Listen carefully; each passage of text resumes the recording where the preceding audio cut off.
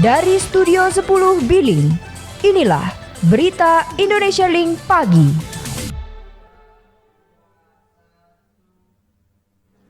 Halo, Assalamualaikum warahmatullahi wabarakatuh. Selamat pagi sahabat Berita Indonesia Link. Jumpa lagi dengan Bang Oni di Berita Indonesia Link Pagi. Nah, hari ini adalah tanggal 18 September 2020, hari Jumat. Mudah-mudahan Anda semua dalam keadaan sehat walafiat. Sudah banyak informasi yang kami siapkan untuk Anda, baik dari berita utama, kemudian juga berita dari Pilkada Serentak 2020, ya. Kemudian ada berita mengenai cek fakta, berita selebriti, berita olahraga, dan juga perkiraan cuaca untuk hari ini. Dan jangan lupa ikuti juga nanti bincang-bincang khas ala angkringan Berita Indonesia Link Pagi. Dan inilah Berita Indonesia Link Pagi.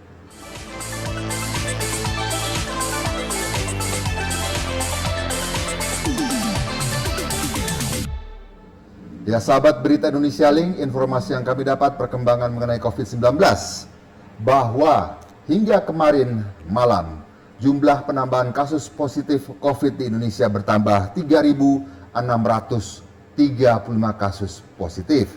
Sementara urutan teratas masih berada di DKI Jakarta dengan jumlah penambahan kasus 1.113 kasus. Nah, kemudian jadi total kasus yang ada di DKI Jakarta, kasus positif 58.582 kasus, sementara yang sudah sembuh di DKI Jakarta 45.125 orang. Nah, kedua tertinggi penyebaran kasus positif pada kemarin hari Kamis 17 September adalah Jawa Barat sebanyak 353 kasus baru. Sementara di Jawa Timur ada 327 kasus baru. Nah, sahabat Berita Indonesia Link, informasinya Wisma Atlet yang baru saja membuka Tower 5 untuk penempatan para pasien COVID sudah mulai terisi banyak. Berikut beritanya.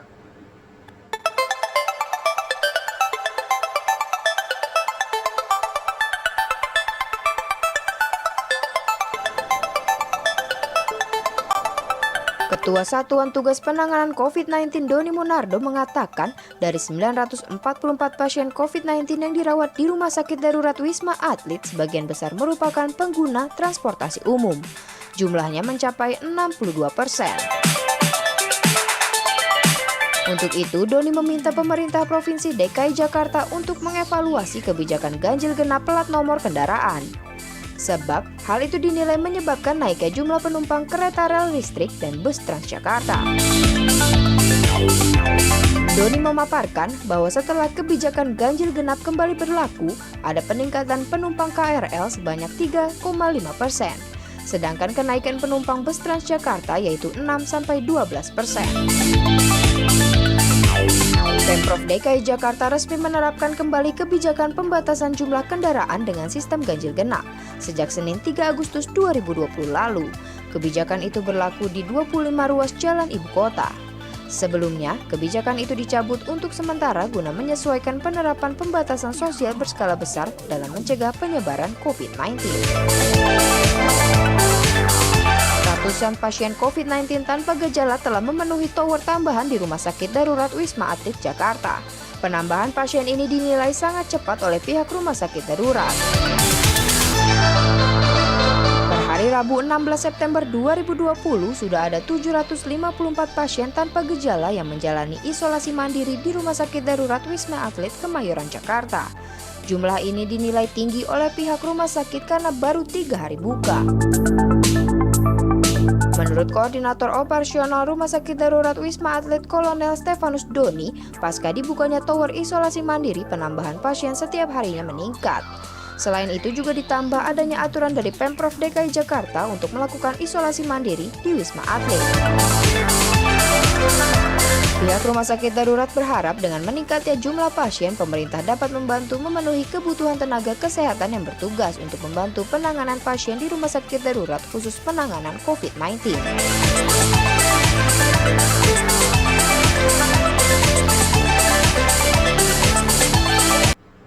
Dan menurut Kepala BNPB Doni, mereka yang dirawat di Wisma Atlet 62% adalah pengguna public transport atau kendaraan umum.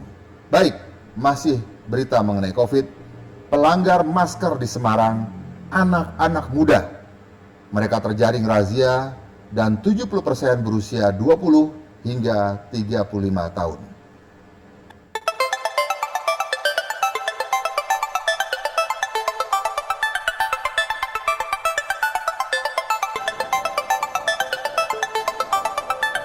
Semarang, sebanyak 967 orang terjaring razia masker yang dilakukan petugas Satpol PP Kota Semarang selama kurun waktu 1 bulan. Hal ini tentu saja menjadi keprihatinan tersendiri di tengah pandemi COVID-19. Kepala Satpol PP Kota Semarang Fajar Purwoto mengatakan sebanyak 70% dari jumlah tersebut merupakan anak muda yang memiliki rentang usia 20 hingga 35 tahun. 126 mungkin sama ini sekitar 900-an hari ini. Nah, mayoritas justru yang kami sesakan 70% itu anak-anak muda. 70%. Karena nanti data akan kami serahkan, karena saat ini kan data-data baru direkap sama staff kami. Tadi baru ada ngalian, terus ini ada dari Polda, Lantas Polda, sekalian kita melaksanakan distribusi masker. Fajar menyebutkan, para pelanggar protokol kesehatan ini memiliki berbagai alasan tidak memakai masker, antara lain tidak membawa masker, lupa, atau sengaja tidak memakai karena merasa tidak nyaman. Bahkan, tambah Fajar, kesempatan razia masker ini digunakan segelintir orang untuk mencari viral. Alasannya biasa, klasik ya, tidak membawa masker, lupa. Kemudian masker tidak dipakai karena maskernya nggak nyaman. Kemudian dia memang gini-gini kesempatan orang nyari viral gitu. Jadi kalau saya amati ini kok orang ini mau melakukan tugas, dia mau viral itu aja. Jadi kesempatan pengen terkenal ya di posisi masuk ini, sehingga kita juga bingung kenapa anak-anak seperti itu. Termasuk kemarin yang di Simang, di Pahlawan itu ya ada balap lari, itu kita turun selesai hilangnya. Ternyata mereka memang pengen eksis, jenuh di rumah, kemudian wah beneran aku bisa mlebu media. Fajar menegaskan akan menerapkan sanksi lebih berat, satu diantaranya membersihkan sungai kotor sesuai instruksi Wali Kota Semarang. Hal ini untuk memberikan pelajaran bagi mereka yang melanggar protokol kesehatan, terutama anak-anak muda. Sementara itu, Wali Kota Semarang Hendar Prihadi menekankan pembatasan kegiatan masyarakat tanpa batasan periode masih diberlakukan, mengingat Kota Semarang masih rentan terjadi penyebaran COVID-19. Dalam waktu dekat, pihaknya akan melakukan evaluasi terhadap tim patroli di seluruh kecamatan dan meminta tim Satpol PP Kota Semarang untuk lebih aktif melakukan razia protokol kesehatan. Menanggapi terkait banyaknya anak muda tidak memakai masker, Hendy mengingatkan banyak COVID-19 bukan rekayasa atau konspirasi semata. Terbukti ada sekitar 600-an warga Semarang yang sudah meninggal dan 500-an warga sedang berjuang sembuh dari COVID-19. Begini, jadi jangan pernah berpikir bahwa virus corona ini rekayasa, konspirasi, atau hoax. Tapi saya harus menyampaikan data sampai hari ini di Semarang yang meninggal karena COVID ini ada 600 sekian lebih, yang masih positif ada 500 sekian lebih. Jadi kepada seluruh warga bangsa, khususnya warga Semarang, terkhusus lagi anak muda, mari kita kemudian menjaga kota ini, menjaga kesehatan diri kita, lingkungan kita dan keluarga kita dengan cara 3M, memutus mata rantai virus corona, yaitu memakai masker, mencuci tangan, dan menjaga jarak. Udah lakukan itu udah jadi sumbangsih panjenengan yang luar biasa untuk kota ini. Jadi nggak usah gaya kumpul-kumpul tanpa masker. Aku ora apa-apa Pak Endi. Lah ya kowe ora apa-apa, tapi kok keluargamu piye? Kancamu piye, lingkunganmu piye? Jadi mari kita kemudian saling menjaga dan membantu. Sampai ada yang bikin event lari yang Ia juga menambahkan, pihaknya juga mengaku prihatin dengan adanya event lari liar yang diikuti sejumlah anak muda beberapa hari yang lalu. Petugas pun sudah menertibkan dan meminta agar tidak mengulangi perbuatan serupa.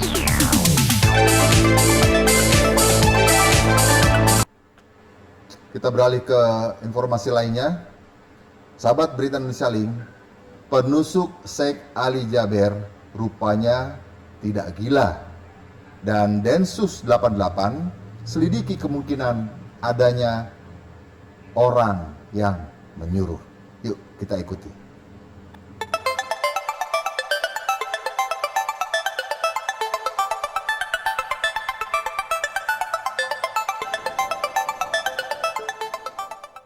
Tersangka berinisial AA, 24 tahun, yang menusuk Syekh Ali Jaber dipastikan dalam kondisi yang normal.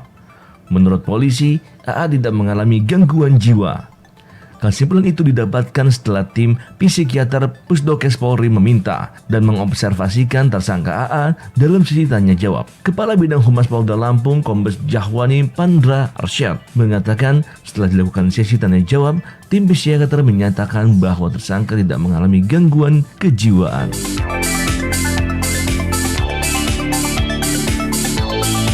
AA sudah ditahan setelah ditangkap karena menusuk Syekh Ali Jaber. Peristiwa itu terjadi saat sang ulama menghadiri wisuda tahfiz Al-Quran di Masjid Falahuddin, Lampung pada Minggu 13 September 2020 sore.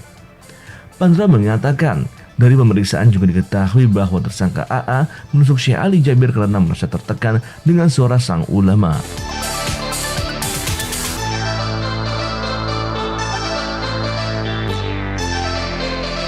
Kepala Divisi Humas Polri Inspektur Jenderal Argo Yuwono mengatakan, kepolisian menurunkan penyidik dari Mabes Polri dan Densus 88 untuk menyelidiki kasus penusukan Syekh Ali Jaber. Sampai saat ini, kata Argo, penyidik dari Polda Lampung sudah melakukan pemeriksaan terhadap 13 orang saksi. Saksi-saksi ini terdiri dari keluarga, saksi di tempat kejadian perkara, kemudian dari saksi panitia. Argo mengatakan mereka sudah mendapatkan hasil dari pemeriksaan baik saksi dan tersangka. Penyidik Polda Lampung lalu menaikkan ke tingkat penyidikan serta telah mengirimkan surat pemberitahuan dimulainya penyidikan atau SPDP Kejaksaan Negeri Bandar Lampung. Adapun menurut Kepala Divisi Humas Polda Lampung Jahwani Pandra Arsyad, dalam proses penyelidikan pelaku mengaku bergerak atas kemauan sendiri. Tidak ada perintah dari siapapun. Pelaku juga tidak dalam pengaruh narkoba saat melakukan penusukan. KPK akan turun tangan. KPK turun tangan jika Kejagung dan Polri tidak terbuka pada kasus Joko Chandra.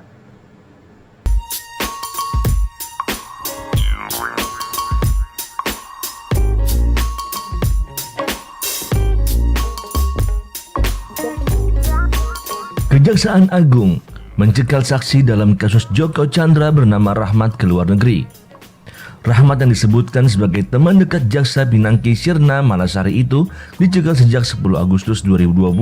Permintaan pencegalan diajukan Kejagung ke Direktorat Jenderal Ditjen Imigrasi Kementerian Hukum dan HAM. Febri mengatakan Rahmat dicekal selama 6 bulan terhitung sejak Agustus. Diketahui sebelumnya, Rahmat telah diperiksa penyidik Jambitsus Kejaksaan Agung. Dalam pemeriksaan tersebut, penyidikan menyelidiki peran Rahmat hingga bisa memperkenalkan Jaksa Pinangki dengan Joko Sugarto Chandra alias Joko Chandra. Direktur penyidikan itu, Kejagung Febri Ardiansa, menyebut pihaknya juga mencari tahu siapa sebenarnya Rahmat. Itu dilakukan agar diketahui kapasitas Rahmat dalam kasus dugaan suap yang menjerat Jaksa Pinangki.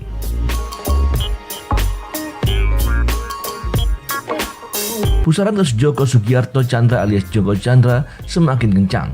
KPK pun sudah siap ancang-ancang apabila sengkarut Joko Chandra tidak tuntas dikupas.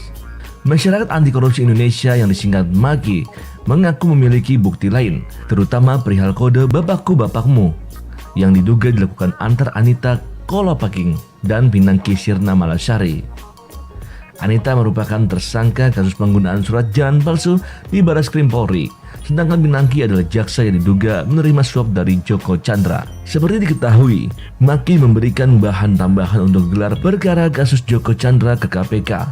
Maki meminta KPK mendalami istilah bapakmu dan bapakku dalam rencana pengurusan fatwa MA oleh pengacara Joko Chandra, Anita Dewi Kolopaking, dan Jaksa Pinangki Sirna Malasari. Kita beralih lagi ke Kota Semarang, Jawa Tengah. Kota Semarang pasang kabel bawah tanah. Ini komitmen Pemkot untuk memenuhi kebutuhan masyarakat.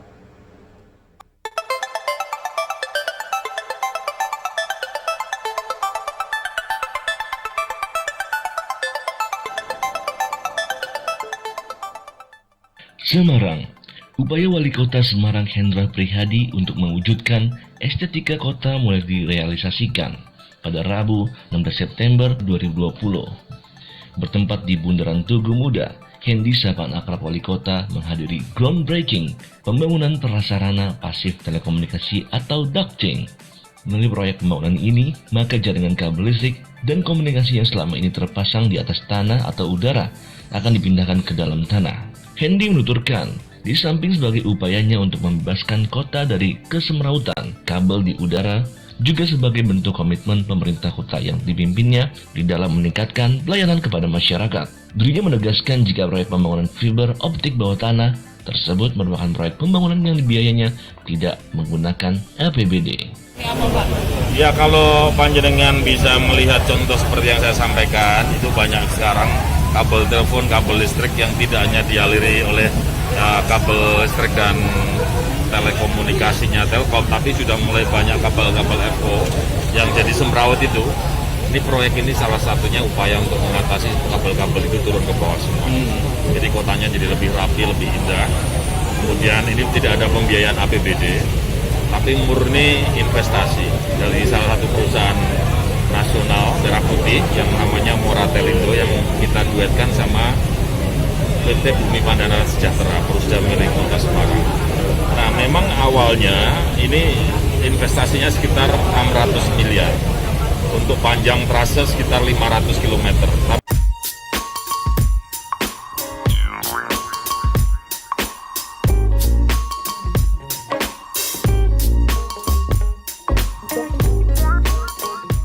Ronald Koeman ada di tengah-tengah perseteruan Lionel Messi dengan Barcelona.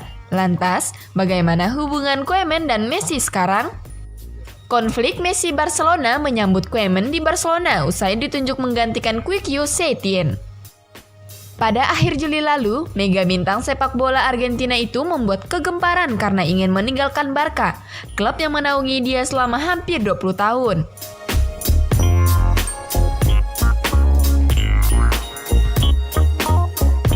Messi sudah gerah dengan manajemen Barcelona yang gagal membangun skuad kompetitif. Padahal sebelum-sebelumnya, pemain terbaik dunia 6 kali itu selalu mengungkapkan niat untuk bisa pensiun di Camp Nou. Barcelona mati-matian mempertahankan Messi. Pada prosesnya, perbedaan pandangan mengenai sebuah klausul memaksa penyerang berusia 33 tahun itu bertahan sampai kontraknya berakhir pada musim panas tahun depan.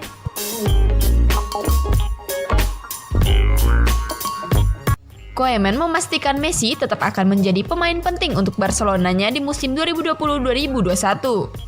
Koeman mengindikasi hubungan dia dan Messi masih berjalan lancar.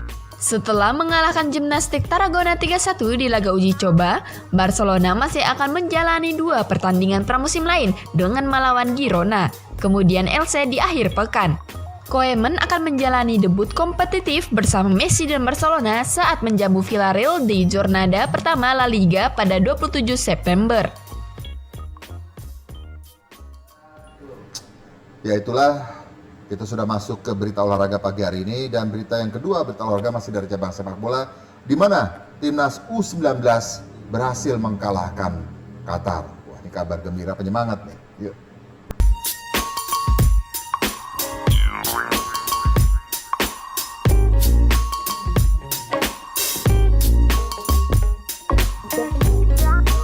Timnas Indonesia U19 kembali menjalani laga uji coba. Kali ini berhadapan dengan Qatar. Berikut jadwal pertandingannya. Duel Indonesia versus Qatar berlangsung di Stadion SRC Mlados, Čakovec. Pertandingan ini bisa ditonton langsung pada pukul 21 waktu Indonesia Barat lewat Mola TV. Persiapan Indonesia untuk menghadapi Qatar sudah digelar sejak Senin, tanggal 14 September 2020. Witan Sulaiman CS cuma diberikan libur 1 hari selepas imbang 3-3 dengan Arab Saudi. Striker timnas U19 Sadam Emiruddin menilai bahwa kekuatan Qatar tak akan jauh berbeda dengan Arab Saudi. Sadam pun bertekad untuk menampilkan permainan terbaiknya sebagaimana yang diperlihatkan melawan Arab Saudi. Pemain asal klub PSS Sleman ini cukup percaya diri atas sumbangsihnya buat timnas U19 kontra Arab Saudi.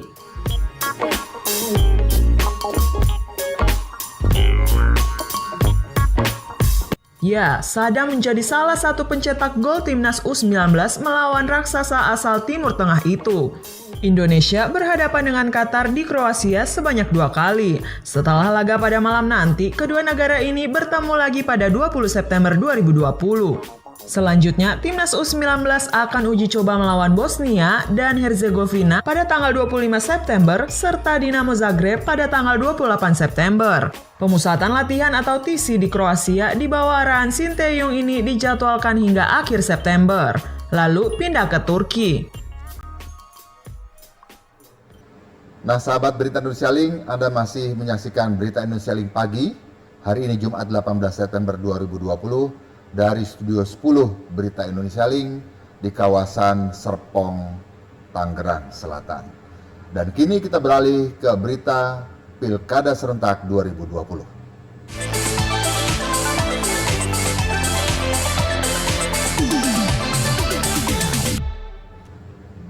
Nah, sahabat Berita Indonesia Link, ada 6 artis yang berkontestasi atau bersaing di Pilkada 2020 ini yang akan dilaksanakan pada tanggal 9 Desember mendatang. Siapakah saja 6 artis tersebut? Berikut liputannya.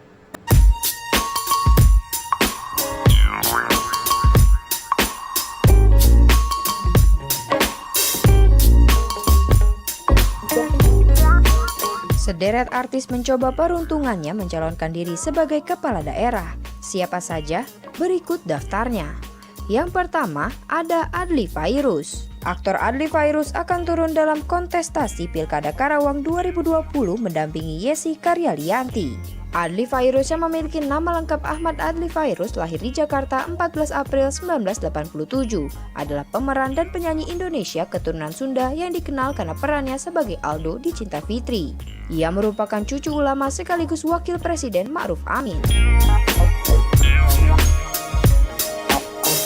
Yang kedua ada Sahrul Gunawan. Sahrul dipasangkan sebagai wakil bupati di pemilihan Bupati Kabupaten Bandung sebagai pendamping Dadang Supriyatna. Sahrul Gunawan lahir di Bogor, Jawa Barat 23 Mei 1976. Biasa dipanggil dengan nama Alul, adalah seorang penyanyi, aktor sinetron, model, dan juga presenter Indonesia. Sahrul mengawali karirnya dari dunia model, kemudian merambah ke dunia tarik suara dan akting. Yang ketiga ada Lucky Hakim. Lucky Hakim mencalonkan sebagai wakil bupati di Pilkada Indramayu mendampingi Nina Agustin Dai Bahtiar sebagai calon bupati. Lucky Hakim lahir di Cilacap 12 Januari 1978, merupakan aktor, penulis, desain produksi, eksekutif produser, investor perkebunan dan peternakan, dan politikus berkebangsaan Indonesia. Ia memulai karir pertamanya sebagai model beberapa iklan televisi pada tahun 2001. Setelah itu, ia membintangi beberapa peran di sinetron, diantaranya serial Mutiara Hati, Muslimah, Jiran, dan beberapa serial lainnya. Yang keempat, Firman Mustaqim. Firman Mustaqim juga turut meramaikan Pilkada Cilegon. Firman diusung menjadi calon wakil bupati mendampingi Ali Mujahidin. Lian Firman lahir di Serang, Banten 23 November 1985 adalah aktor berkebangsaan Indonesia. Ia mulai dikenal luas masyarakat dengan bermain dalam film layar lebar Miracle Menantang Maut. Selain itu, ia juga turut bermain dalam sejumlah sinetron dan film televisi. Yang kelima, anak pedangdut Arafiq, Laila Fadia Elfous Rafiq mendaftar sebagai Bupati Pekalongan. Fadia juga sudah mendaftar ke KPUD Pekalongan berpasangan dengan Riswadi. Laila Fadia Elfous Rafiq lahir di Jakarta 23 Mei 1978 adalah anak dari pedangdut senior Indonesia Arafiq. Fadia mengikuti jejak ayahnya yaitu sebagai pedangdut. Namanya melejit setelah ia melemparkan sebuah single yang berjudul Cik Cik Bum Bum pada tahun 2000. Yang keenam, Iyeth Bustami. Pedangdut Iyeth Bustami maju di Pilkada Bengkalis sebagai calon wakil bupati yang dipasangkan dengan Kadarismanto. Iyeth Bustami lahir dengan nama Sri Barat di Bengkalis 28 Agustus 1973. Adalah seorang penyanyi Melayu dan dangdut berkebangsaan Indonesia. Salah satu artis yang bercakap menggunakan logat Melayu asli Riau dan salah satu artis yang mempunyai ciri khas dalam berhijab.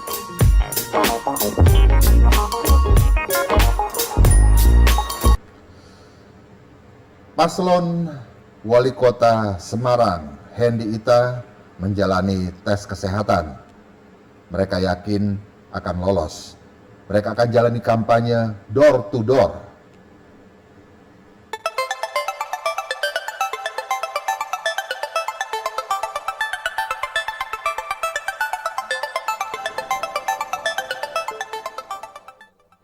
Pasangan petahana Wali Kota Semarang Hendrar Prihadi dan Wakil Wali Kota Semarang Hefarita Gunaryanti Rahayu telah selesai menjalani pemeriksaan kesehatan. Pasangan yang akrab disapa Hendy Ita ini optimis hasil tesnya baik. Seperti apa Pak Dimas? Ya alhamdulillah 2 hari kita ikut tes kesehatan, ada banyak hal yang surprise karena secara medis kita jadi lebih ngerti kondisi badan kita seperti apa, mulai dari jantung, ginjal, apa lagi Pak? Psikis, kejiwaan, janti, limpa semuanya dicek, dan insya Allah saya sama wakil menurut secara lisan masing-masing dokter sih kondisinya baik, tapi nanti kita tunggu hasil resmi dari KPU secara tertulis saja. Ya saya merasa bisa mengerjakan IQ test dari psikotes, dari kejiwaan. Kemudian waktu kita tes ke semua dokter jantung, treadmill, kita mampu selesaikan dengan baik. Mudah-mudahan lah ya.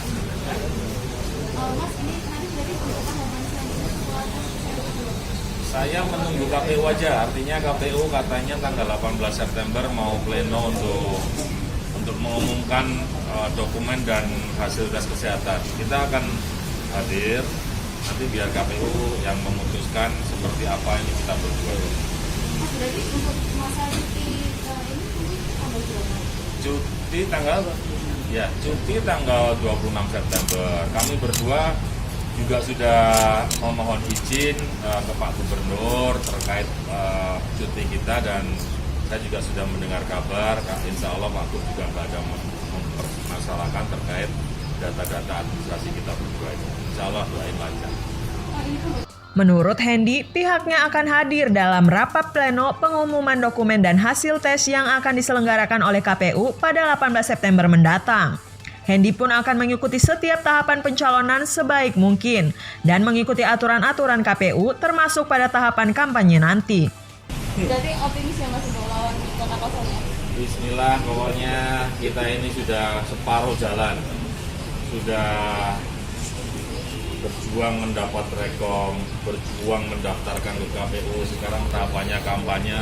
Ya kami juga harus berjuang supaya kampanye berjalan lancar, tidak ada hal-hal yang dijadikan sebuah persoalan oleh Bawas, dan juga berjuang untuk kita bisa menang lagi. Kampanyenya virtual Pak? Hah? Kampanyenya nanti virtual atau gimana Pak? Saya akan coba konsep virtual mungkin 1-2 titik ya, tapi lebih banyak pada door to door, masuk ke rumah-rumah. Mas, kemarin catatan dari Bawaslu sendiri kan khususnya melanggar protokol kesehatan, mengingat tahapan yang banyak kerumunan massa. Ya. Tahapan kampanye nanti seperti apa? Ya, saya sepakat apapun yang sudah dirumuskan oleh KPU lewat peraturan KPU dalam pelaksanaan ini harus kita hormati dan kita taati. Termasuk yang saya baca, salah satunya yang sangat berubah adalah cara berkampanye dengan mengumpulkan massa. Satu, kalau di tempat tertutup kan sekarang ini dibatasi sebanyak-banyaknya 50 orang atau separuh dari kapasitas ruangan. Dan kalau di tempat terbuka juga sebanyak-banyaknya 100 orang. Nah ini harus kita penuhi, kita taati. Terutama bagaimana menjelaskan ke para pendukung.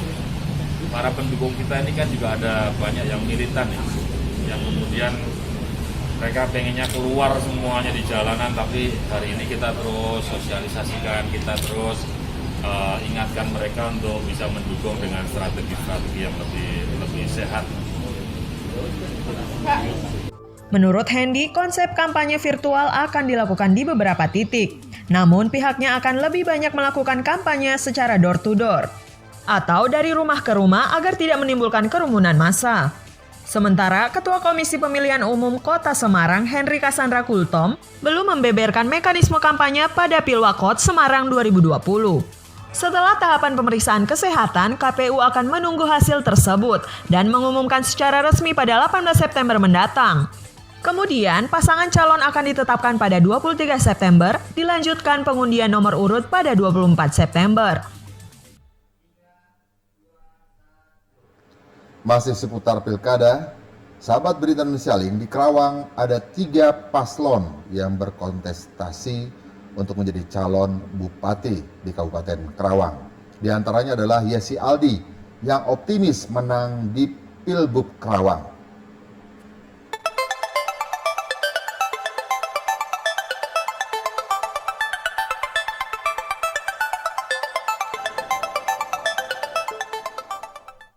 Pasangan bakal calon bupati dan wakil bupati Karawang, Yesi Karyalianti dan Ahmad Adli Fairuz, fokus menyusun strategi untuk menang di Pilkada Karawang.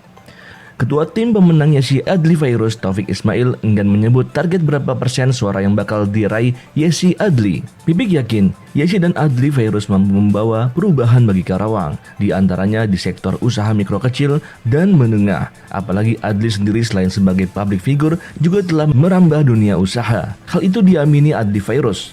Bintang sinetron Cinta Fitri itu mengaku sudah merambah dunia bisnis maupun UMKM, sehingga kata dia tinggal menerapkan di Karawang.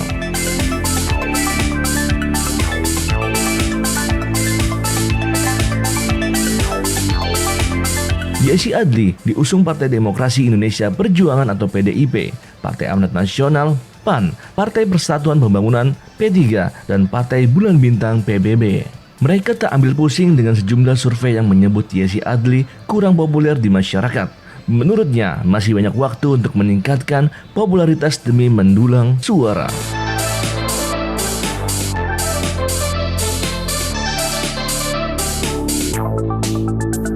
Yesi dan Adli memenangi pilkada. Pasangan Yesi Adli bakal menggeber kunjungan ke berbagai daerah. Sasarannya adalah pemilih pemula. Untuk itu, ia tak menampik bakal memanfaatkan faktor Adli Fairuz. Dalam deklarasi pasangan tersebut, optimis bisa memenangkan Pilbub Karawang meski dianggap sebagai underdog. Ya, siapa yang tidak kenal dengan Adli Fairuz? Anda yang sering menyaksikan sinetron Cinta Fitri yang cukup lama bertahun-tahun ada di layar kaca, pasti sudah mengenal sosok Adli Fairuz. Tapi Anda juga ingin tahu kenapa alasan Adli Fairuz maju ikut serta di konsultasi Pilkada serentak 2020 menjadi calon wakil bupati Karawang. Nah, kemarin Bang Oni sempat wawancara eksklusif bersama Adli Fairuz.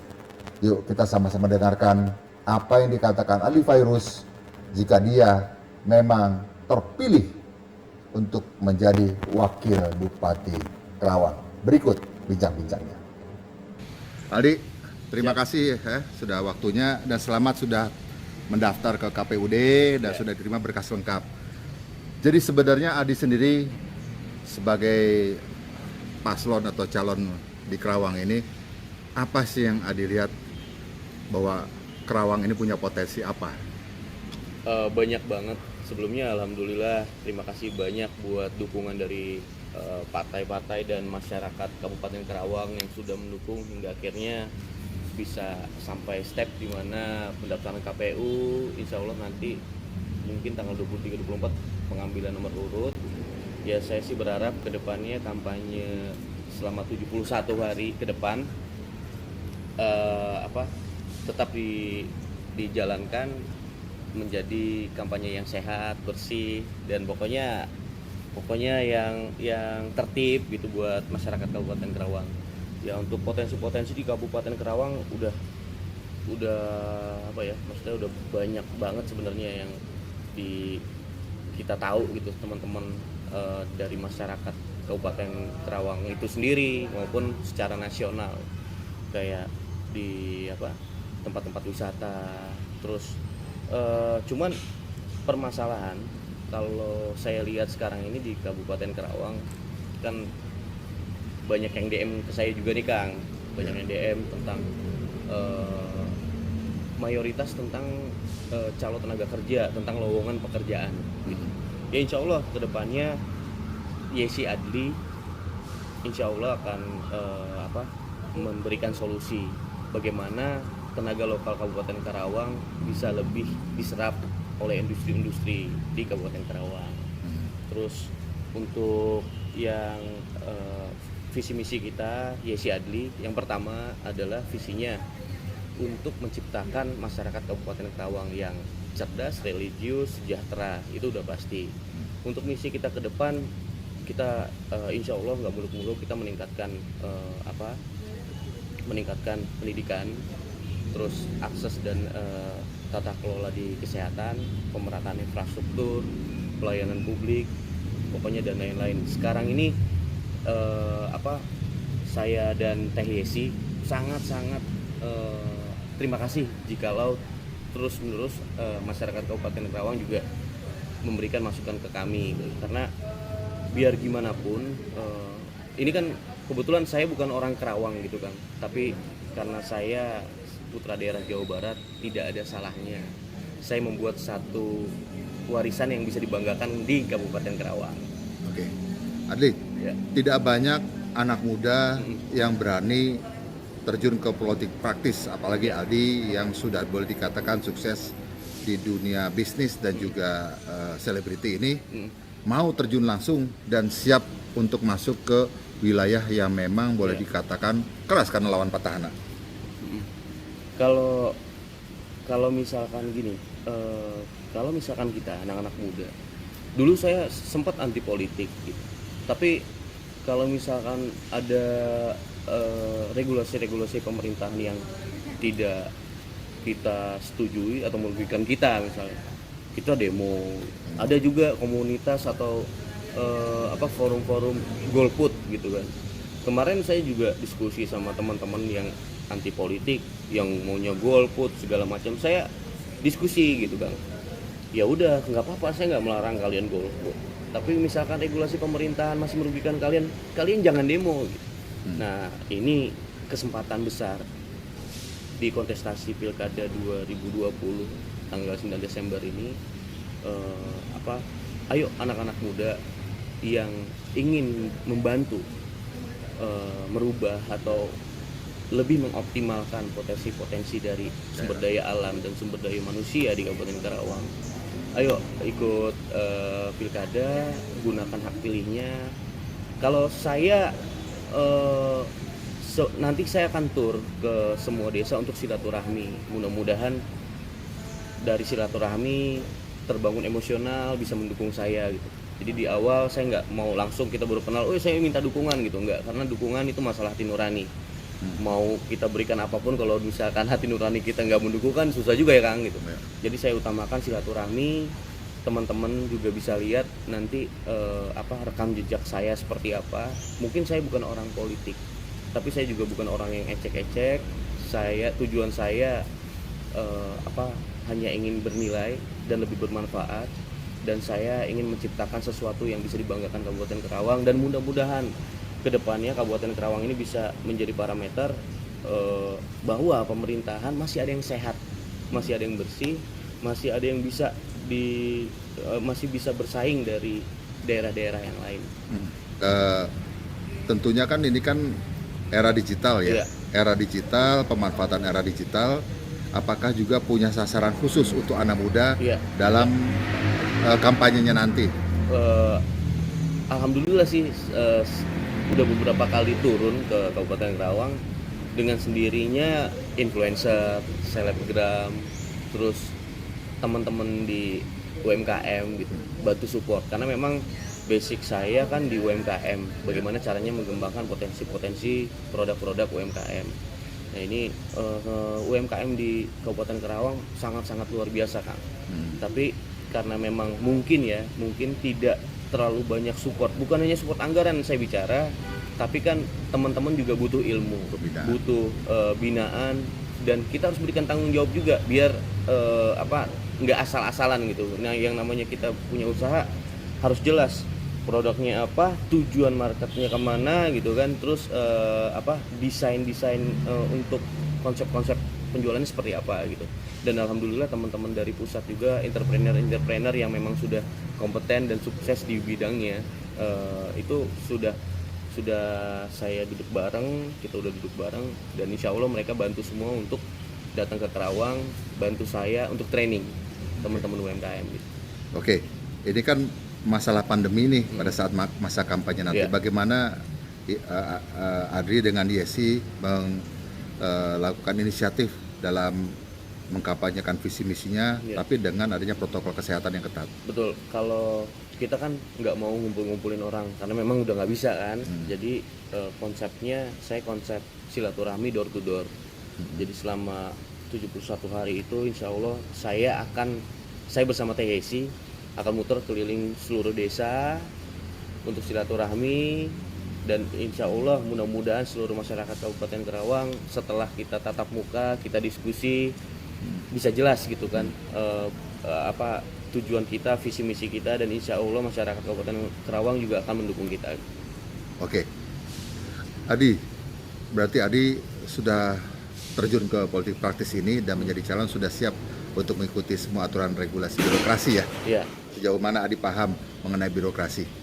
Untuk yang seperti yang tadi saya bilang, saya memang kan bukan orang politik basicnya, tapi saya lingkungan banyak orang-orang politik senior lah, seperti kayak ya pokoknya lah di anggota dewan segala macam.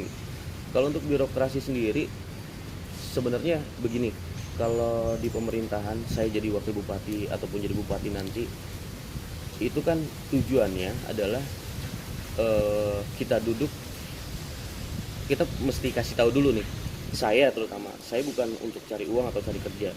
Terus Mas Andi udah jadi pengusaha sama artis, ngapain mau jadi kepala daerah gitu. Ya saya ingin membuktikan tadi bahwa pemerintahan masih ada yang sehat dan bersih. 3 hal yang dipunyai kepala daerah: anggaran, sumber daya manusia, dan regulasi. Ya kan? Yang salah kalau kepala daerah tidak memanfaatkan ini dengan sebenar-benarnya gitu. Nah, saya bukannya saya sok pinter atau sok tahu, tidak. Saya juga dari kecil diajarkan sama orang tua saya bagaimana jadi orang yang kredibel. Saya tahu apa yang saya tahu apa yang saya nggak tahu. Jadi di saat saya nanti di pemerintahan, oke, saya akan dudukin semua barang dari OPD, organisasi perangkat daerah juga, yang dimana tolong di lembaga teknis daerahnya juga berikan orang-orang yang kompeten di bidangnya, agar komunikasi channeling dari publik, pemerintah kabupaten dan pusat itu garis lurus, nggak batuk-batuk gitu. Nah, untuk masalah ini satu lagi saya tadi belum selesai, masalah lapangan pekerjaan juga. Kang Adi, kenapa Kerawang banyak pengangguran? Memang sebenarnya untuk masalah pengangguran ini nggak bisa disalahkan juga pemerintahan daerah, karena kan memang yang tanggung jawab ke pemerintahan pusat juga. Nah, ini terus nanti programnya apa untuk masalah pengangguran? Insya Allah nanti kedepannya saya akan lebih mengoptimalkan Antisipasinya nanti. Kabupaten Kerawang. Saya bersama TSI ingin merangkai masa depan untuk masyarakat Kabupaten Kerawang. Oke, thank you. Ya, itulah wawancara eksklusif Bang Oni dengan Adli Fairuz, calon wakil Bupati Karawang yang berpasangan dengan Yesi. Nah, sahabat Berita Indonesia Link, jangan kemana-mana karena masa ada berita yang perlu Anda ikuti, yaitu Cek Fakta, di mana ini kami rangkum dan kutip dari cekfakta.com. Yang pertama adalah pelaku penusuk Syekh Ali Jaber kabur. Nah, ini beritanya benar atau palsu, nanti bisa dilihat. Yang kedua adalah petugas Sumba Timur main gebuk untuk disiplin COVID. Ya, inilah dia Cek Fakta Berita Indonesia Link pagi.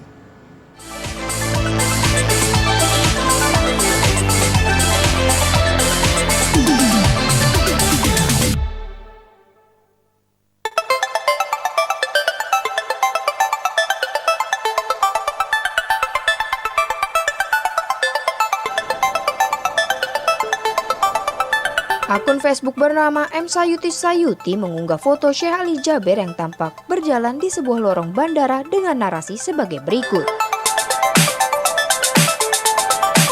Berdasarkan hasil penelusuran tim cekfakta.com, klaim bahwa Syekh Ali Jaber pulang ke Madinah usai kejadian penusukan terhadap dirinya tampak berjalan tanpa.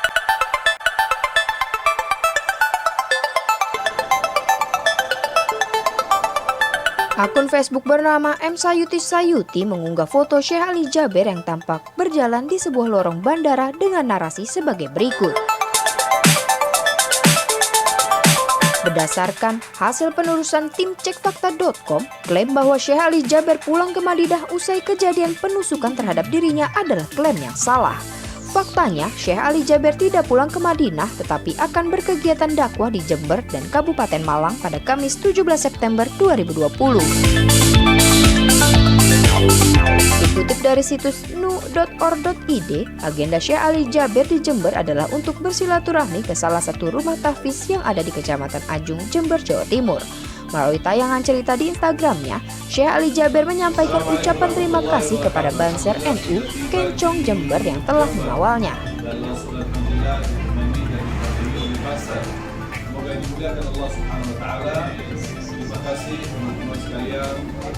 Kepolisian daerah Jawa Timur akan membantu panitia dalam hal pengamanan kegiatan dakwah Syekh Ali Jaber di Jember dan Kabupaten Malang pada Kamis 17 September 2020. Kabid Humas Polda Jawa Timur Kombes Pol Truno Yudo Wisnu Andiko mengatakan meski membantu pengamanan, tanggung jawab keamanan sepenuhnya tetap berada di pihak panitia. Truno juga mengatakan dua hal yang perlu diperhatikan oleh panitia penyelenggara adalah memastikan penerapan protokol kesehatan COVID-19 di lokasi pengajian dan memastikan tidak ada jemaah yang membawa benda-benda berbahaya. Jadi kesimpulannya, Syekh Ali Jaber tidak pulang ke Madinah. Syekh Ali Jaber akan melakukan kegiatan dakwah di Jember dan Kabupaten Malang pada Kamis 17 September 2020.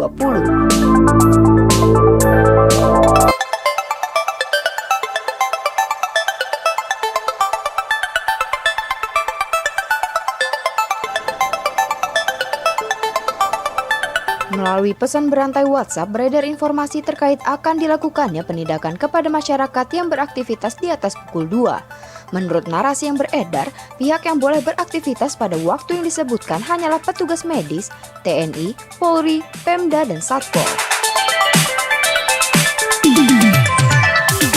Namun, pasca dilakukan penelusuran lebih lanjut, diketahui bahwa informasi tersebut adalah tidak tepat adanya.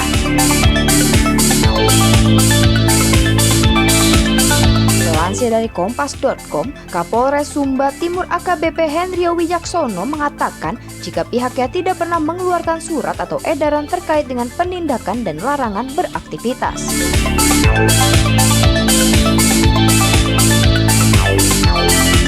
Lebih lanjut, Henryo menuturkan masyarakat diimbau untuk mengonfirmasi segala bentuk informasi yang mengatasnamakan pihak kepolisian Sumba Timur ke Humas Polres Sumba Timur. Hal itu guna meminimalisir adanya berita atau informasi yang belum tentu kebenarannya.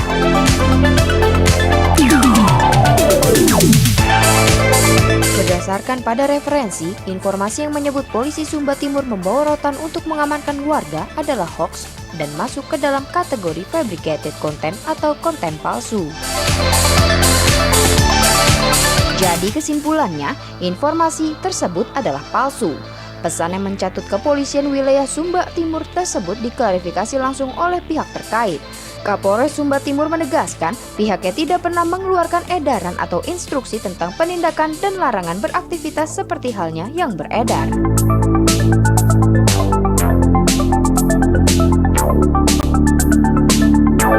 Nah, berita cek fakta tadi mudah-mudahan bisa menjawab informasi yang Anda dapatkan di Jagat Maya yang katanya Syekh Ali Jaber pulang ke Madinah. Itu beritanya tidak benar. Oke, sekarang waktunya Anda pantau perakiraan cuaca di kota Anda, dan ini kami rangkum dari BMKG. Berikut informasi perakiraan cuaca hari ini, Jumat 18 September 2020.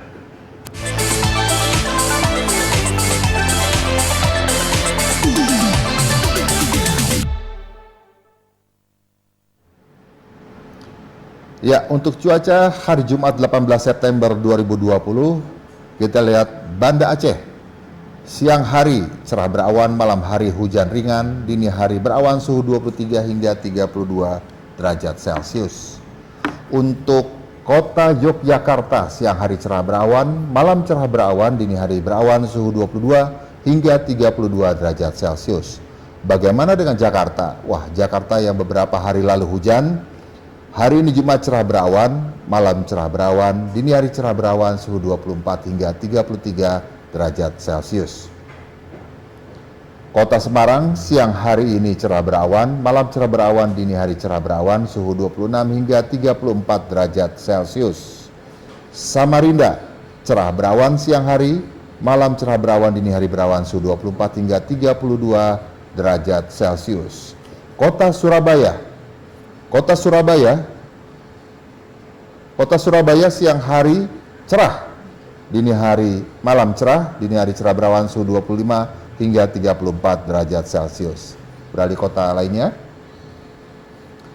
Kota Bandar Lampung, siang hari hujan ringan, malam cerah berawan, dini hari cerah suhu 23 hingga 33 derajat Celcius. Kota Mataram, siang hari berawan, malam hari berawan, dini hari cerah berawan suhu 22 hingga 31 derajat Celcius. Next. Kota Makassar, siang hari cerah, malam berawan, dini hari berawan suhu 25 hingga 34 derajat Celcius.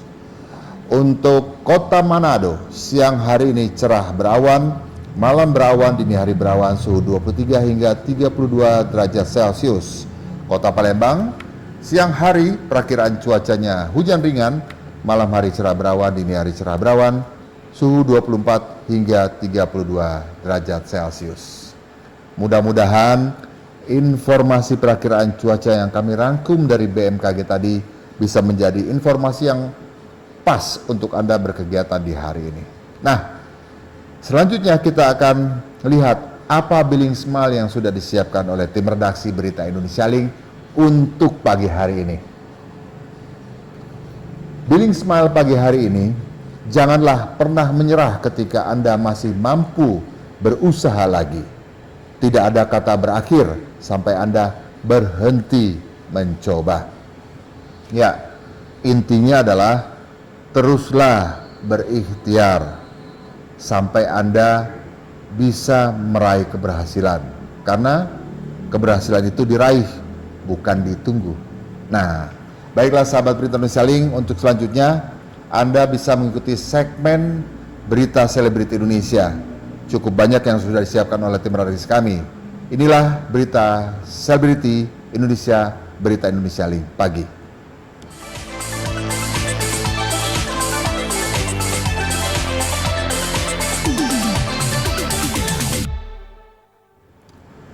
Sahabat Berita Indonesia Link, penyanyi Iis Sugianto baru saja sembuh dari COVID-19. Katanya, ia tiada hari tanpa masker. Yuk kita ikuti.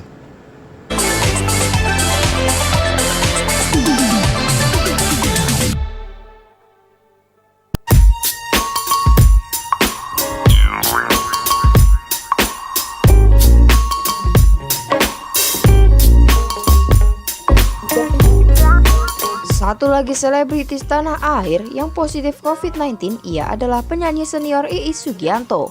Melalui akun Instagram terverifikasi miliknya, baru-baru ini Iis Sugianto mengunggah sebuah video yang memperlihatkan ia berada di rumah sakit dengan selang infus di tangan. Tak hanya itu, Iis Sugianto juga menceritakan pengalamannya selama terpapar corona atau COVID-19. Lebih dari 2 minggu, Iis Sugianto menjalani perawatan intensif di sebuah rumah sakit akibat positif COVID-19. Ia menjelaskan dalam video berdurasi 4 menit tersebut. Usai menjalani ibadah, Iis Sugianto meminta doa dari teman-teman, penggemar, dan kerabat untuk kesembuhannya. Layaknya pasien COVID-19 lain, pelantun Jangan Sakiti Hatinya dan Seindah Rembulan ini juga memiliki rasa was-was yang menghantuinya.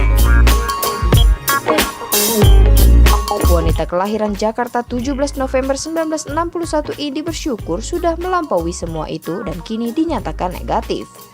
Diberi kesempatan kembali oleh Allah Subhanahu wa Ta'ala untuk menikmati kehidupan, Iis Sugianto mengaku ingin lebih dekat dengan Sang Pencipta. Sempat menjadi pasien positif COVID-19, Iis Sugianto mengingatkan kepada seluruh masyarakat untuk selalu mengenakan masker. Saat ini COVID-19 menjadi momok ketakutan masyarakat dunia. Dan kita tahu bahwa sudah banyak sekali orang seluruh dunia yang terkena wabah dan juga menjadi korban virus corona 19. Saya tahu betul bagaimana rasanya, khawatirnya, ketakutannya orang yang terkena virus COVID-19 ini. Seolah-olah mereka tidak akan bisa bertahan dan tidak akan bisa menikmati hidup lagi.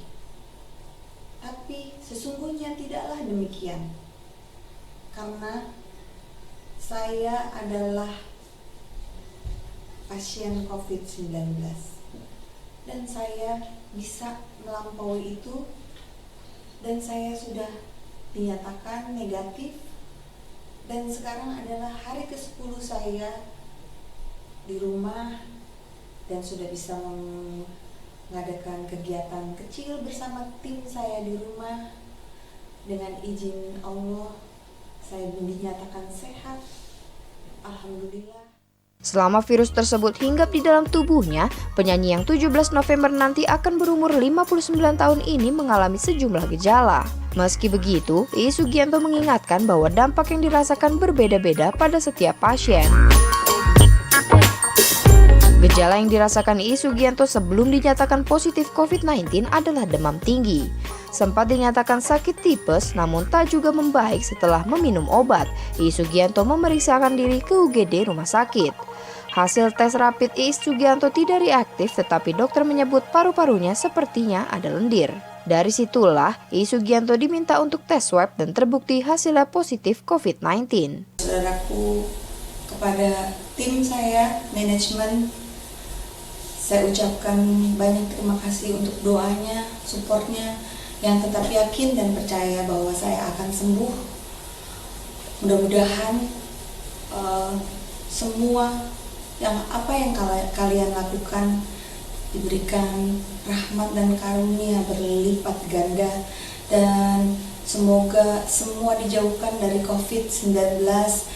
Saya berharap semua jaga kesehatan, pakai masker, jaga jarak, jauhi kerumunan untuk sementara waktu, karena saya mengalami itu ya. Please jaga kebersihan dan tiada hari tanpa masker. Itu menjadi slogan saya, dan saya harap menjadi slogan kita semua, tiada hari tanpa masker. Terima kasih sekali lagi. Wassalamualaikum warahmatullahi wabarakatuh.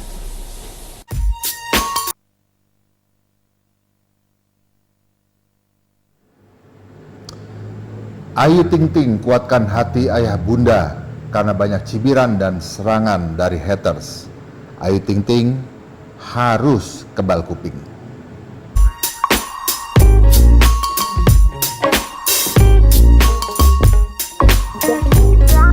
Pedangdut Ayu Ting Ting mengaku sudah kuat menghadapi pemberitaan negatif mengenai dirinya. Ia bilang sudah bermental baja. Hal ini diungkapkan pelantun Sambalado ini dalam video di akun YouTube Melanie Ricardo pada Selasa 15 September 2020.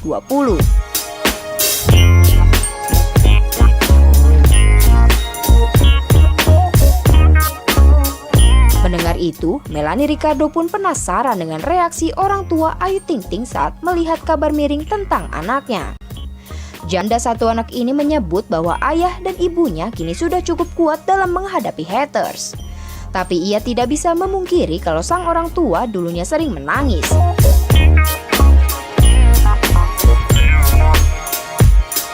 Bahkan mereka selalu geram mendengar omongan yang tidak-tidak. Hanya saja Ayu Ting Ting mencoba menenangkannya. Ia mengingatkan bahwa semua itu terjadi karena bagian dari resiko menjadi selebritis.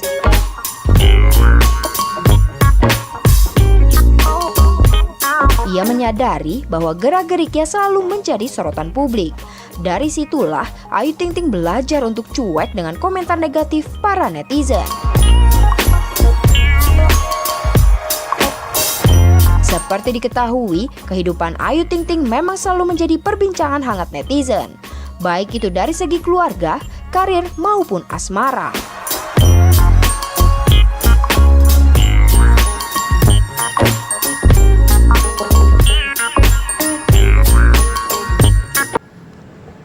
Prilly Latukonsina adalah artis yang memang pekerja keras. Selain dia aktif di entertainment, dia juga pebisnis handal, cukup banyak usahanya. Nah, Prilly ini siap mencari suami, tapi siapa suami yang dipilih? Dia bilang dia mencari suami yang pekerja keras.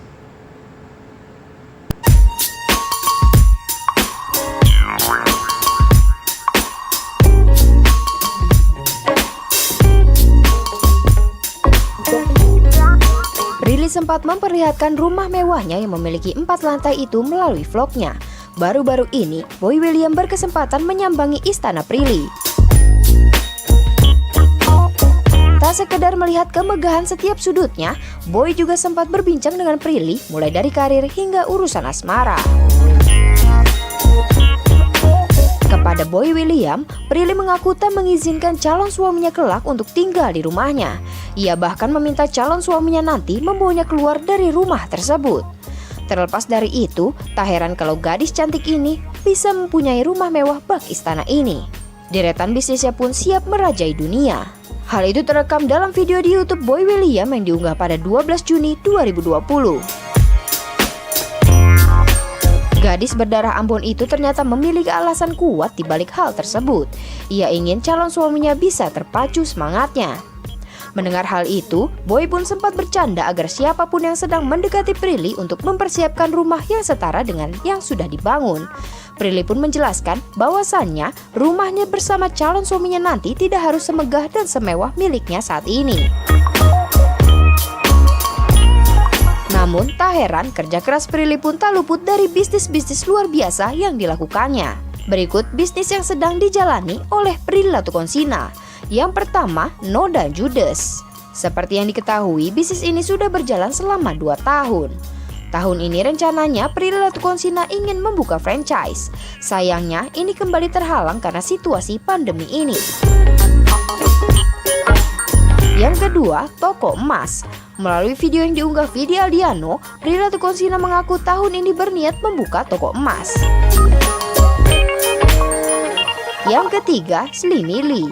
Slimily merupakan jus pelangsing. Sudah cukup lama Prilly mencoba bisnis jus pelangsing ini. Yang keempat, bisnis pakaian. Tak berhenti sampai di situ, Prilly Latukonsina juga berbisnis pakaian. Produk tersebut dinamakan Rebel Princess. Yang kelima, makanan. Prilly Latukonsina juga menyebut akan membuat bisnis makanan lagi. Seperti yang diketahui, Prilly Latukonsina pernah membuka bisnis berupa kue. Kali ini dirinya kembali siap menjajah dunia kuliner dengan bisnisnya.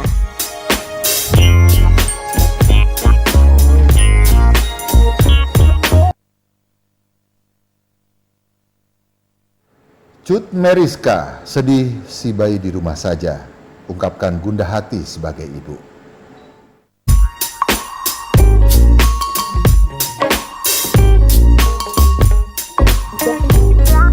Pasangan pesinetron Cut Meyriska dan Roger Danuarta kini sedang menikmati manisnya kehidupan rumah tangga.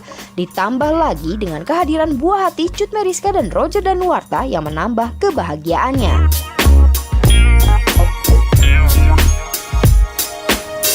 Roger dan Cut Meyriska juga sedang menikmati perannya sebagai orang tua. Roger dan Cut sama-sama berusaha memberikan yang terbaik untuk buah hatinya. Cut Meyriska mengaku kehadiran buah hatinya menjadi anugerah tersendiri bagi ia dan Roger Danuarta.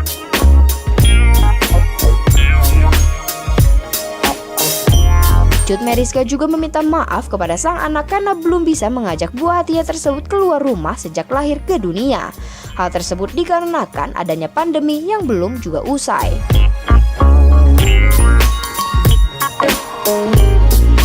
Menurut Cut Meyriska, pandemi tersebut merupakan cobaan tak terduga saat ini. Meski begitu, Cut yakin bahwa dirinya dan keluarga kecilnya mampu melewati cobaan tersebut dengan sabar.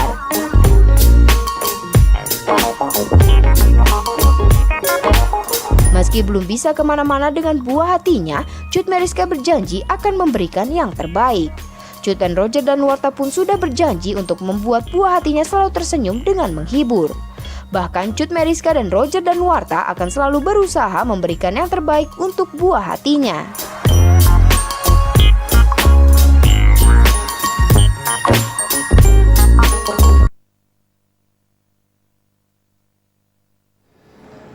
Informasi dari penyanyi Rosa, izinkan mantan suami numpang promosi.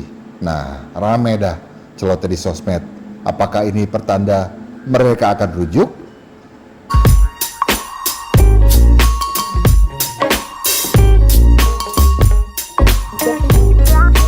Hubungan penyanyi Rosa dan mantan suaminya Yoyo Padi memang masih menarik perhatian publik. Bukan tanpa alasan. Hal itu karena rumah tangga yang terbina selama 5 tahun lamanya tersebut harus kandas di tengah jalan lantaran adanya isu orang ketiga. Kendati demikian, hubungan keduanya hingga saat ini rupanya masih baik-baik saja. Bahkan keduanya kompak membesarkan buah hati mereka bernama Rizky Langit Ramadan. Tak hanya itu, baru-baru ini Yoyo juga terlihat nimbrung di postingan Rosa hingga ramai digoda oleh netizen. Tak main-main, netizen pun sampai mendesak agar keduanya kembali rujuk. Hal itu diketahui dari unggahan di akun Instagram Rosa @itsrosa910 pada Selasa 15 September 2020. Dalam unggahan itu, Rosa awalnya memposting foto dirinya saat berpose di depan perumahan di Korea. Dalam foto itu, Rosa tampil berpose bak pemain drama Korea. Ia juga terlihat memakai dress dan mengepang rambutnya. Terlihat manis dan ceria, foto itu semakin menawan lantaran Rosa tampak membawa payung transparan ala drama Korea. Sementara itu, di keterangan fotonya, Rosa mengaku akan mereview drama Korea pilihannya. Tak butuh waktu lama, unggahan itu langsung diserbu oleh netizen termasuk mantan suami Rosa, Yoyo Padi. Bukannya mengomentari penampilan sang mantan istri, Yoyo malah terlihat numpang promosi. Rosa lantas bercanda dan membalas komentar Yoyo. Mengetahui interaksi manis keduanya, seorang netizen pun mengaku mendukung Rosa rujuk dengan Yoyo. Bahkan, netizen itu sampai mendesak Rosa untuk memaafkan mantan suaminya tersebut. Mengetahui celoteh netizen tersebut, siapa sangka Rosa langsung membalas dengan jawaban menohok.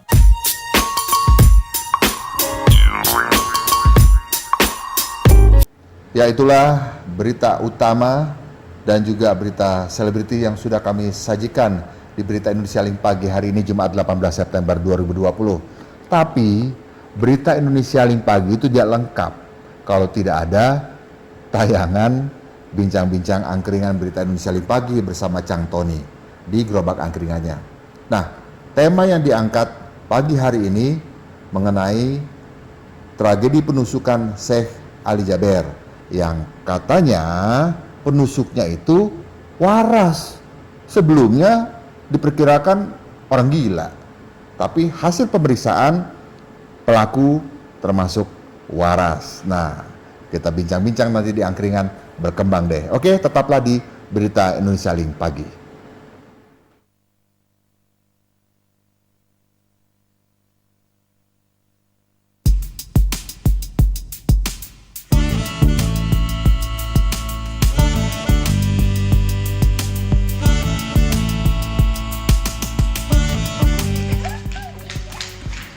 Rumah pitung berpelitur kecoklatan yang beralamat di kawasan Marunda, Jakarta Utara, selama ini dikenal sebagai Rumah Si Pitung.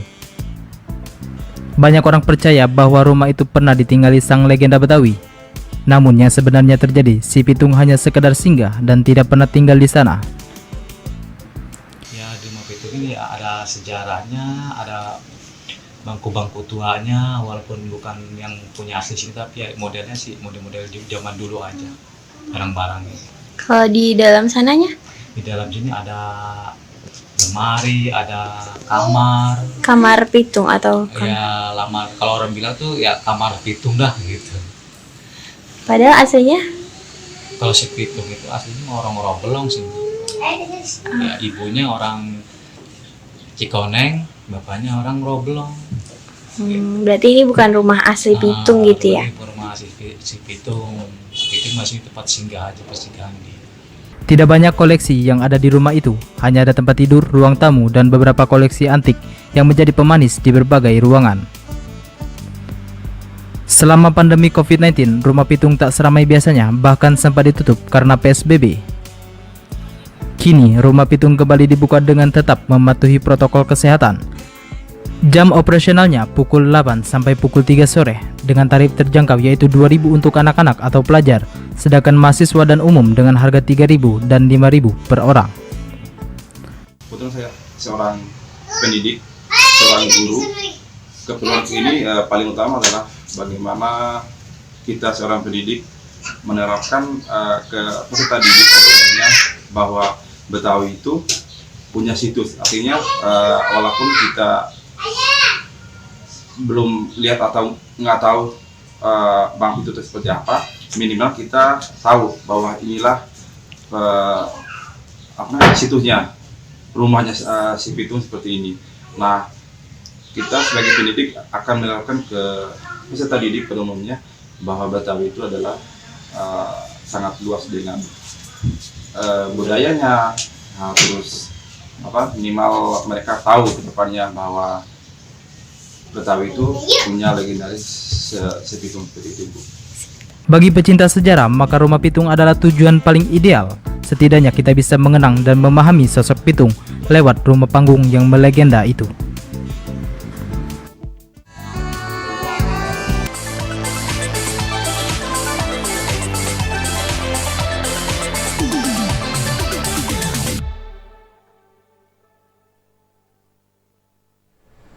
Ya, sahabat Berita Indonesia Link, sekarang masuk kita ke acara bincang-bincang angkringan Berita Indonesia Link pagi. Pagi, Cang Tony. Waduh, hari ini berita rame banget, berita utama. Pasti. Pertama mengenai COVID masih rame. Pasti. Nah, yang kedua ada lagi nih. Apa tuh? Berita mengenai penusukan Syekh Ali Jaber juga rame, ada terang benderang nih. Hah? Kenapa? Kan katanya kemarin penusuknya ini katanya tidak waras. Nah, terus? Setelah dicek waras, nggak gila, nggak gokil. Iya. Oh gitu, pura-pura doang doi. Nah, lihat dulu deh beritanya. Cobain deh. Biar nanti kita ngomongnya enak. Jadi. Nih.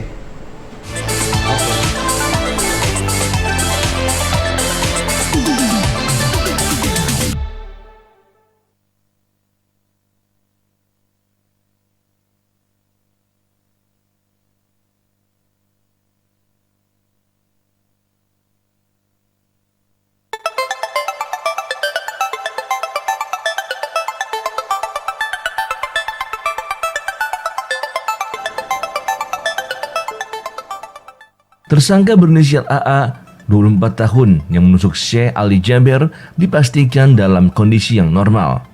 Menurut polisi, AA tidak mengalami gangguan jiwa.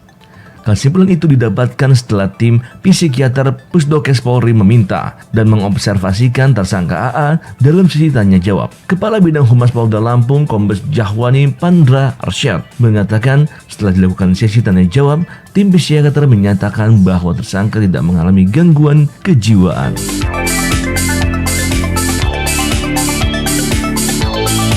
AA sudah ditahan setelah ditangkap karena menusuk Syekh Ali Jaber. Peristiwa itu terjadi saat sang ulama menghadiri wisuda tahfiz Al-Quran di Masjid Falahuddin, Lampung pada Minggu 13 September 2020 sore. Pandra mengatakan, dari pemeriksaan juga diketahui bahwa tersangka AA menusuk Syekh Ali Jaber karena merasa tertekan dengan suara sang ulama.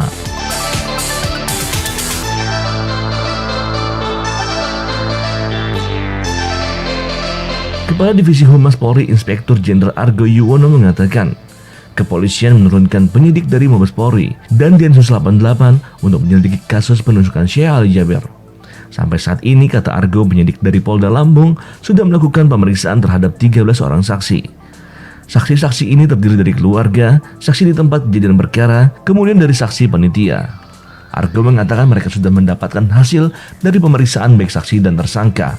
Penyidik Polda Lampung lalu menaikkan ke tingkat penyidikan serta telah mengirimkan surat pemberitahuan dimulainya penyidikan atau SPDP Kejaksaan Negeri Bandar Lampung. Adapun menurut Kepala Divisi Humas Polda Lampung Jahwani Pandra Arsyad, dalam proses penyelidikan pelaku mengaku bergerak atas kemauan sendiri. Tidak ada perintah dari siapapun. Pelaku juga tidak dalam pengaruh narkoba saat melakukan penusukan. Tuh. Benar kali. Lihat nggak beritanya? Benar kali. Bahkan Densus 88 ini memperkirakan, waduh, katanya udah dimonitor loh sama Densus 88. Serius dong? Iya, katanya, wah, ini ada tanda-tanda menarik nih. Oh, ada itu ya. Main-main juga ya. Ada diperkirakan ada permainan. Ada permainan di situ. Ada sedikit. Mudah-mudahan ini Ada makin sedikit. terbuka karena ini memang harus dibuktikan. Kalau tidak nanti penegak hukum akan mendapat pertanyaan banyak gitu. Ya. Tahu dong netizen pedasnya. Pedas. Pedas netizen. 2 tahun lalu, pas tahun lalu kan banyak kejadian di Jawa Barat. Sebelum pilkada itu banyak ustadz, pesantren, benar. dibacok lah, dipukul lah segala macam. Kalau netizen ujung-ujungnya nggak waras. Iya, nah, kalau netizen bilang nih, karena ini September. Ulang tahunnya kita tahu dong. Waalaikumsalam. Wah, Mampir ya. Iya. Boleh juga. Nah, siapa nih baru kenal nih? Anak kos. Kos di sebelah. Anak kos. Temennya Rere juga? Iya, sama. Iya benar. Kenal Rere ya? Nah, suka makan di sini angkringan. Ini siapa? Livita. Oh, Livita. Dari Papua. Kok tahu dari Papua? Itu logatnya. Oh iya. Logat sudah ke? Betul sekali. Itu sudah. Itu sudah. Tukang tebak aja nih contohnya. Kita lagi ngobrolin nih Livi. Iya. Berkenaan dengan kejadian di Bandar Lampung yang kemarin Syekh Ali Jaber ditusuk oleh orang tidak dikenal dalam satu acara. Ngikutin beritanya? Ngikutin di Instagram banyak banget loh viral. Oh iya, banyak betul. Sampai viral ya. Ya viral karena begitu aja diviralin dah.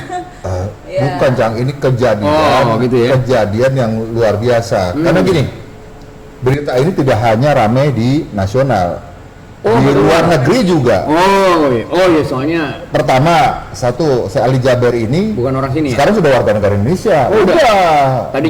Tadinya kan dia tinggal di Madinah. Wow. Dia lahir di Madinah. Tinggal di sana. Tapi sudah 10 tahun kalau nggak salah. Dia sudah menjadi warga negara Indonesia. Karena memang kakeknya orang Indonesia.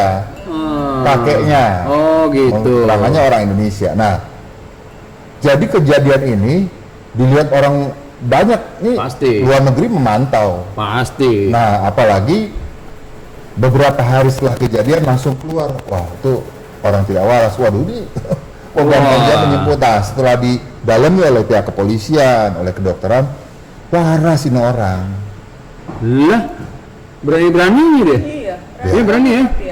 Nah, sekarang nih Livi kan mahasiswa orang awam ya. Bawang mau tanya. Kalau seseorang melakukan kejahatan, menusuk orang itu di tempat ramai, biasanya kalau dia memang sakit jiwa, semua orang yang ada di dekat ditusuk kan? Nggak milih satu orang jauh didatengin ditusuk gitu kan?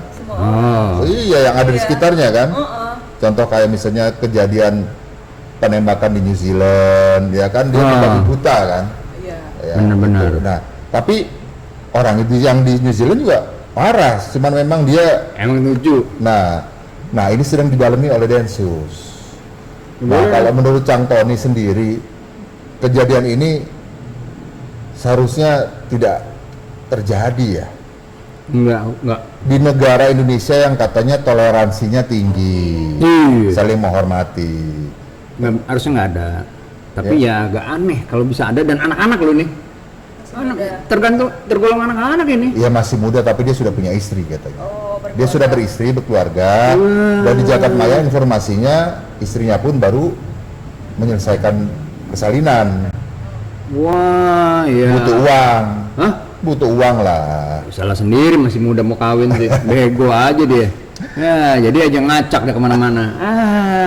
Nah, ini kan. Coba tuh, Wid, jangan muda-muda, jangan Wid. Lu main-main dulu, lu puas-puasin. Jadi nggak ngelantur tuh. Jadi setelah COVID, berita ini nih yang terus dipantau. Jadi banyak COVID, ya, penusukan Syekh Ali Jaber, kebakaran gedung kejaksaan. Ini kebakaran gedung kejaksaan juga ramai diikutin terus, sengaja atau tidak. Yang kedua kasus Joko Chandra. Sengaja katanya. Hah? Sengaja. Ada unsur kesengajaan. Oh iya, tadi sih ngeliwat sebentar tuh. Iya. Baca sebentar kelewatan. Nah, tapi kan motifnya lagi nih kok banyak motif kayaknya ya. Maksudnya apa ya? Ya nggak tahu lah, ini kan kondisi lagi susah, ya, angkringan juga rada sepi. Sepi lah, pisang aja cuma gelayutan gitu doang tuh. Iya. Kesian loh pisang. Ya habis gimana ya? Sepi, pengunjungnya nggak ada. Ya kan PSBB. Ekonomi krisis, gitu loh. Otomatis. Gimana krisis ini sepi nih makanan. Ya makanya. Ya, tenang aja, tapi positif kita, tetap harus positif. Oh iya, kondisi gini harus positif. Kalau nggak positif, imun kita nggak kuat, bahaya. Itu Tower 5 Wisma Atlet udah makin penuh loh. Iya, sekarang dibuka langsung penuh. Tahu nggak 60%-nya adalah pengguna transportasi umum. Dan jangan salah, kalau umurnya udah 60 tahun, dibalikin, dia nggak mau. Oh gitu? Iya, pengalaman, tanya aja. Oke. Kalau udah 60, balikin, dia nggak mau. Nah makanya, tapi kita juga jangan parno, apa kejadian yang dialami Syekh Ali Jaber ini mudah-mudahan tidak terulang lagi. Ya karena ini apakah motifnya SARA apa tidak, mengadu domba atau tidak, ini kan orang jadi tuduhan dong. Itu bahaya. Ini siapa yang nyuruh sih gitu ya. Tapi yang yang bisa jelas, dipilih Syekh Ali Jaber, padahal ada banyak orang gitu, ratusan di sana. kalau menurut Ani yang jelas, ini bukan SARA. Kalau yang bukan non muslim juga yang suruh, bukan, nggak ada, pasti bukan, nggak mungkin. Dia juga hormat kok. Selama ini sama saling menghormatin. Cuman memang ada yang mau coba ngaduin gitu. Rasanya sih begitu. Nah, kita ngobrol anak mahasiswa, jadi pintar. Tapi kalau lihat wajahnya Livi sih, Livi bukan tipikal orang yang mudah diadu domba. Iya. Dia biasa dia. Iya. Papua gitu loh. Tidak. Tipikal bukan suka diadu domba dia. Nah, jadi iya, Livi orangnya positif, kelihatan. Iya, adu bersama deh. Orang kalau pikirannya positif dari aura wajahnya kelihatan. Kelihatan baik deh nih. Iya. Kelihatan baik deh. Hati-hati kelihatan baik loh. Nah, Livi, sekarang Bang Oni mau tanya nih. Dengan kejadian penusukan dan lain-lain ini, sebenarnya Livi sendiri kan sebagai mahasiswa ya, kan kondisinya juga sekarang belajar masih virtual. Iya, virtual. Ya.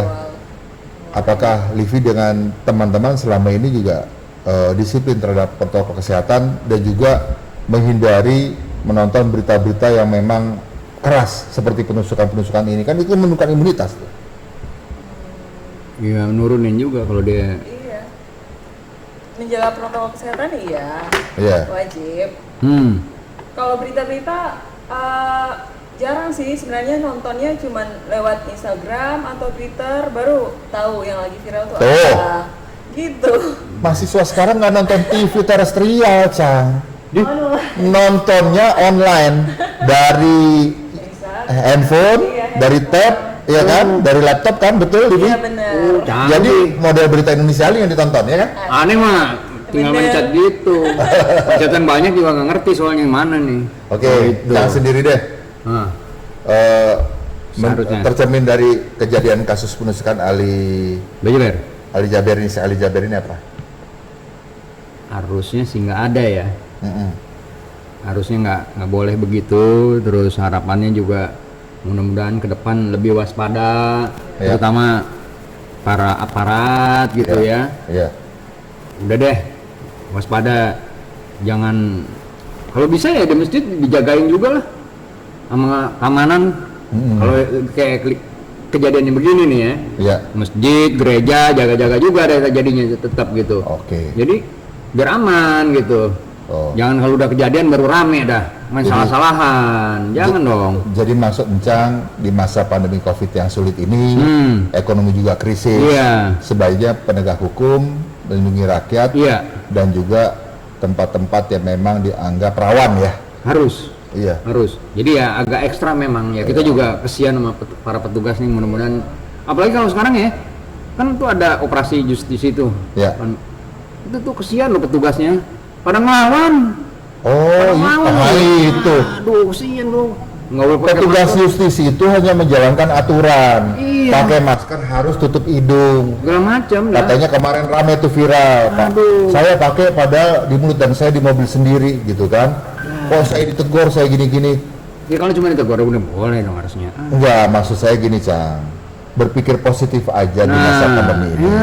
Petugas itu menegur atau memberikan sanksi tertib, disiplin karena memang untuk menjaga dirinya loh. Iya. Diingatkan, ya kan? Iya, kalau nggak Kalau nggak diingatkan, teledor tiba-tiba terjangkit COVID, aduh, lebih sulit. Memang pakai masker itu panas, nggak enak. Tapi lebih nggak enak lagi kalau kita terbaring di Wisma Atlet. Amit-amit ya Bang Bebe. Iya. Bener loh. Sudah banyak ini yang makin kena contohnya ya, para tokoh, ya, para petinggi-petinggi, menteri, pejabat, orang biasa, dokter udah 110 lebih yang wafat karena COVID.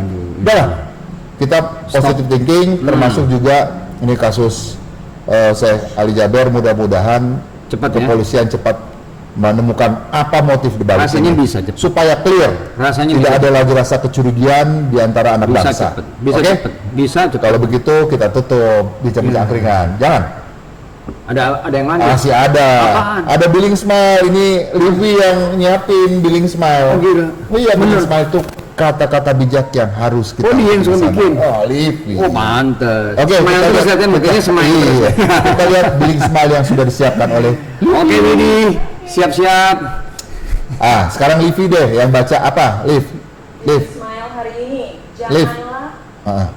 Janganlah pernah menyerah ketika Anda masih mampu berusaha lagi. Tidak ada kata berakhir sampai Anda berhenti mencoba. Nah, jadi kalau berhasil coba terus. Ibarat kata apabila jatuh segera berdiri. Itu dengar Widi, dengar. Oke, terima kasih. Kita tutup sudah berita Indonesia Link pagi hari ini Jumat 18 September 2020. Terima kasih atas perhatian sahabat berita Indonesia Link semuanya di mana saja Anda berada.